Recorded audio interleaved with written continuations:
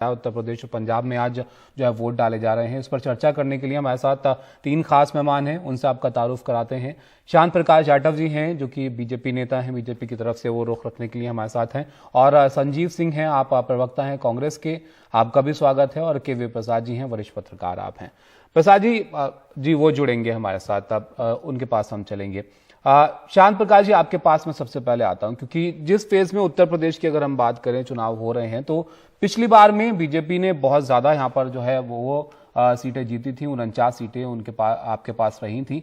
इस बार आपको लग रहा है कि सरकार की जो योजनाएं रही या जो बातें योगी जी की तरफ से कही जा रही हैं वो जनता तक पहुंच रही हैं, या फिर वो मुद्दे ज्यादा हावी हैं जो कि विपक्ष बड़े सवाल पूछ रहा है?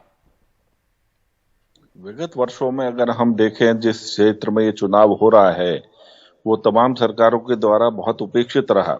भारतीय जनता पार्टी ने जब योगी सरकार वहां बनी तो इस क्षेत्र में सबसे ज्यादा डेवलपमेंट हुआ। बुंदेलखंड में इंडस्ट्रीज एस्टेब्लिश की जाने लगी, बाहर से इंडस्ट्रीज को जो है आमंत्रित किया जा रहा है। तो उससे क्या है कि वहां पर इंडस्ट्री लगने से स्थिति सुधर रही है और हर हालत में वहां का जो आवाम है वो उस चीज को बहुत अच्छी निगाह से देखता है कि अगर यहाँ ये सब चीज स्टेब्लिश हो जाती हैं तो अच्छा डेवलपमेंट होगा, क्षेत्र का विकास होगा, जो पिछड़ा हुआ था वो बेहतर स्थिति में आएगा। और मुझे लगता है कि हम पहले से ज्यादा बेहतर स्थिति में, जो हमने 49 सीटें जीती थी उससे ज्यादा बेहतर स्थिति में हम जो है इस बार रहेंगे। लेकिन अखिलेश यादव जो है वो तो आप पर सवाल उठा रहे हैं बुंदेलखंड को लेकर के। लोग जो है पलायन वहां से हुआ, लोग परेशान रहे कोरोना के वक्त में, और लोगों को खासी दिक्कतों का सामना करना पड़ा जो अब भी है उनके पास। नहीं, अखिलेश यादव जी जो है बेसिकली मैं समझता हूँ कि वो मुख्यमंत्री तो रह लिए हैं, मगर जो राजनीति की परिपक्वता है उसका बहुत बड़ा अभाव है। ये जो पेंडेमिक की जो समस्या है वो खाली इस क्षेत्र में नहीं रही, पूरे दुनिया में रही, और इस कारण से वहां का चुनाव जो है वो इफेक्ट होगा ऐसा नहीं है। उत्तर प्रदेश सरकार ने पूरे देश में उत्तर प्रदेश सहित इतना बेहतर काम किया जिस वक्त में पेंडेमिक रहा, कोरोना की परेशानी रही कोविड में, और उसमें किसी को भी जितना बेहतर से बेहतर सुविधा दी जा सकती थी दी। इस तरीके से भ्रामक बातें कहना, इससे कोई लाभ नहीं है। क्योंकि अखिलेश जी की बात से वहां का आवाम भी सहमत नहीं है, वो रिजल्ट में भी मालूम पड़ जाएगा। के प्रसाद जी भी हमारे साथ हैं, आप वरिष्ठ पत्रकार हैं। प्रसाद जी, अगर इस चरण को हम देखें, जो तीसरा फेज है, यहाँ पर अखिलेश यादव के अपने दावे हैं, वो तो कह रहे हैं कि 100 से आगे जो है वो निकल गए पिछले 2 चरणों में ही। लेकिन भाजपा जो है वो विकास की बात यहाँ पर करती है। लेकिन बड़े मुद्दे जो इस बार के चुनाव में रहे वो बेरोजगारी और आपका जो क्राइम है उसको लेकर रहे हैं, और लोगों को खासी परेशानियां जो रही कोरोना के वक्त में वो विपक्ष जो है उठा रहा है। आपको क्या लगता है जो बड़े मुद्दे इस बार के इस चरण के अंदर बनते हुए नजर आ रहे हैं?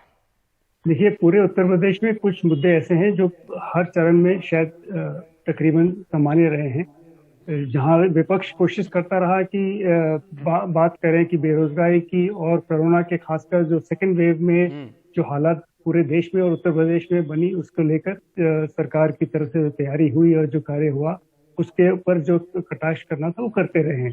तो मेरे ख्याल से ये तीसरा चरण में भी वो मुद्दे की जो उछाल हम देखते आए हैं विपक्षी पार्टियों की तरफ से। और रहा सवाल बेरोजगारी का, ये तो बहुत बड़ा मुद्दा है और शायद उत्तर प्रदेश राज्य में तो है ही, तमाम सारे और राज्यों में भी ये समस्या रही है। अब जहाँ सवाल दूसरा जो है कि क्योंकि ये बुंदेलखंड का इलाका है, यहाँ पे एक बड़ी विकट समस्या कई सालों से है, वो है पानी की। और ये शायद कई सालों से इसके बारे में सुनते आए हैं, कई सारे कयास लगाए गए, कई सारे कार्यक्रम दिए गए, लेकिन अभी भी उसमें शायद कोई ठोस कार्यक्रम इस तरह से नहीं आए कि लोगों को वो जैसे कहते हैं वहां से कोशिश हो रही है। सवाल तो ये है कि यहाँ पे अगर आप देखें उत्तर प्रदेश में समाजवादी पार्टी का जो दावा है कि भाई समाजवादी और आरएलडी अगर पहले 2 चरणों में करीब 100-110 सीटों पे अगर उनको लगता है कि वहाँ अच्छा काम उनकी बढ़त हो जाएगी।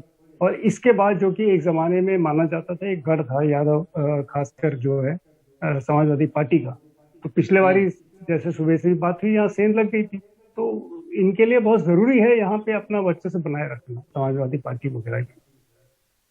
समाजवादी के लिए इसलिए भी जरूरी है क्योंकि अब जहां पर चुनाव है वहां पर वो अपने आप को बहुत मजबूत कहते हैं। पिछली बार का चुनाव उनके लिए अच्छा नहीं रहा, जैसे कि आपने भी जिक्र किया। लेकिन संजीव जी, अगर आपकी बात करें तो आप उत्तर प्रदेश के चुनाव में अपनी पार्टी को कहां देखते हैं? और दूसरा ये कि जो मुद्दे आप यहां पर उठाते हैं, महंगाई का मुद्दा हो चाहे बेरोजगारी का मुद्दा हो, उन्हीं मुद्दों को लेकर सवाल आपसे पंजाब में पूछे जाते हैं। अभी जी देखिए, सबसे पहले उत्तर प्रदेश की चर्चा करते हैं। आज उत्तर प्रदेश में जिन स्थानों पे चुनाव हो रहे हैं, चाहे वो हाथरस की घटना आज भी सवाल पूछ रही है उस दलित बेटी के साथ, या आज कानपुर में जो चुनाव हो रहा है, आपने कहा कि शहरी मतदाता नहीं जा रहे। आपको याद दिलाना चाहता हूं कि 146 साल पुरानी लाल इमली जो बहुत बड़ी कंपनी थी, हम सब उसको पहना करते थे, उसके वस्त्र को, उन्हीं कपड़ों को, उसको इसी सरकार ने बंद कर दिया। 2000 से ज्यादा लोग आज बेरोजगार हो गए। तो बेरोजगारी लगातार उत्तर प्रदेश सरकार की पुरानी चर्चा करूंगा तो 69,000 शिक्षकों की भर्ती का मामला कहां है? आज भी सुप्रीम कोर्ट में कहा कि 52,000 भर्तियां वो देनी बाकी रह गई। वहीं किसानों के मुद्दे को लेकर चर्चा करेंगे। और कोरोना को लेकर के मुझे लगता है कि हाईकोर्ट इलाहाबाद की तलखियां याद होंगी।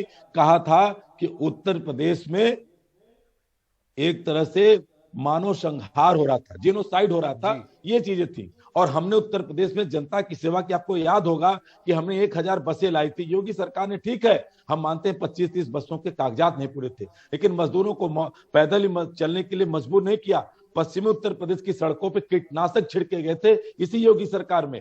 तो रही बात, आज वो सारे सवाल इस क्षेत्र की जनता पूछ रही है और उसको मुझे लगता है कि इसका जवाब 10 मार्च को दिखेगा। कांग्रेस पार्टी बड़े ईमानदारी से कहता हूं ताबिश भाई कि हमने लगातार अपने नेता आदरणीय प्रियंका गांधी के नेतृत्व में हर मुद्दे पे संघर्ष किया है, चाहे एनआरसी सीए का मामला रहा, चाहे किसानों का। आपको मालूम होगा कि जब लखीमपुर की घटना हुई तो हमारी नेता को एब्डक्शन किया गया। आधी रात को कानून कहता है कि किसी महिला को सूर्य के पश्चात जो है और उसके सूर्योदय के पहले आप गिरफ्तार नहीं कर सकते। यानी हमने हमारी नेता को देखा और पूरी 48 घंटे उत्तर प्रदेश की पुलिस जवाब नहीं दे पाई हमारी नेता को, जिस तरह से लखीमपुर में जाने के पहले सीतापुर में रोका गया। तो ये सारे सवाल हैं। और वहीं फर्रुखाबाद की घटना याद होगी, दौलती कांड हुआ था, जहां उत्तर प्रदेश पुलिस को सीधे सीधे योगी आदित्यनाथ जी ने उनको सीधे वहां पे क्लीन चिट दिया था। और रही पंजाब की बात, तो पंजाब की बात मैं इतना कहना चाहता हूं कि प्रधानमंत्री ने जिस तरह से पूरे पंजाबियत को शर्मसार किया, वो शोभा नहीं देता।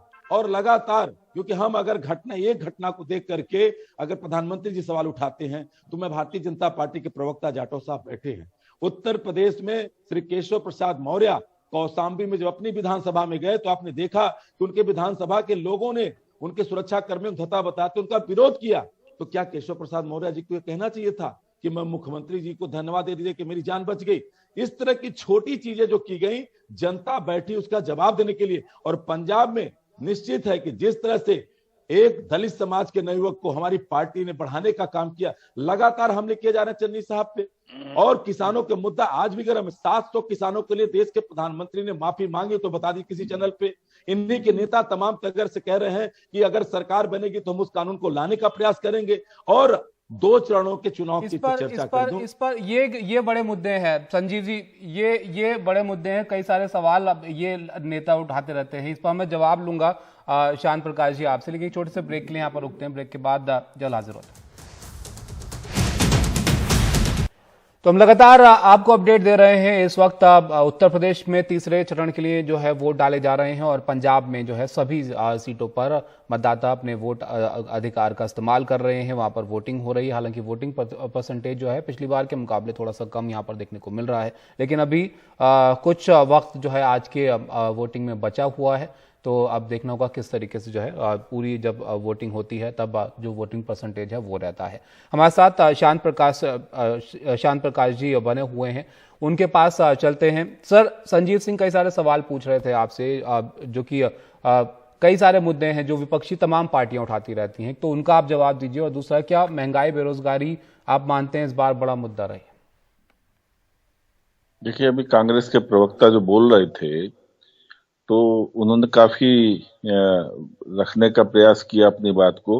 इनफैक्ट उनको ये जानना चाहिए कि कांग्रेस की स्थिति को देख करके ही लोकसभा चुनाव में राहुल गांधी जी अमेठी छोड़ करके दूसरे प्रदेश में चले गए। यहाँ पर उनको जाहिर हो गया कि हमने कोई काम नहीं किया और यहाँ की जनता हमें नकार रही है। ये अपने आप में एक बहुत बड़ा क्लियर वो है कि उनको जनता की तरफ से इंडिकेशन कि अब उनकी दाल यहाँ दोबारा नहीं गलने वाली। अभी जिस तरीके से वो अलग अलग तरीके से जनता को गुमराह करके वोट लेने का प्रयास और कयास लगा रहे हैं, वो अभी संभव नहीं है।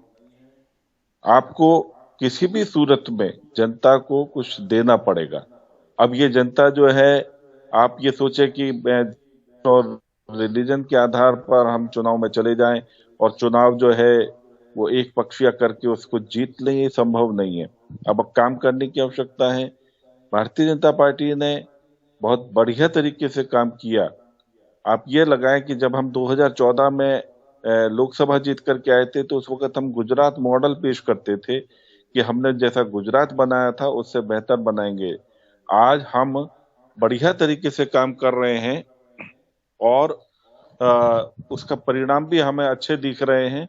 उत्तर प्रदेश जो चुनाव है, हमने पूरे देश में जो बेहतरीन कार्य किए, उसके कारण से हम उत्तर प्रदेश चुनाव में पिछले 2017 में जीते और इस बार चूंकि उत्तर प्रदेश में सीधे तौर पर हमने काम किए, हमने वहां पर 34 लाख लोगों को घर दिए।